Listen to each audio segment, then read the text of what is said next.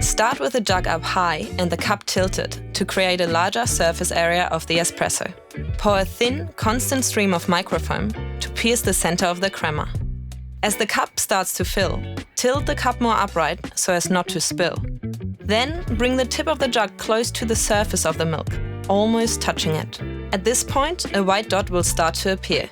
Pause, then pour again, very close to the surface. Repeat 2 to 3 more times, creating arcs.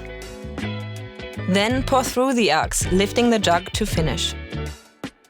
And that is how you create a tulip. Now for the Rosetta. Start with the jug up high and the cup tilted to create a larger surface area of the espresso.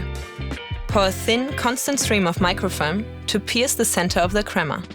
As the cup starts to fill, tilt the cup more upright so as not to spill.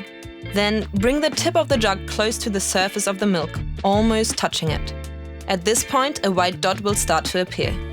Keep steadily pouring, making the dot larger, gently moving your jug from left to right, creating leaves. Then, pour through the leaves, lifting the jug to finish. Good luck with your journey!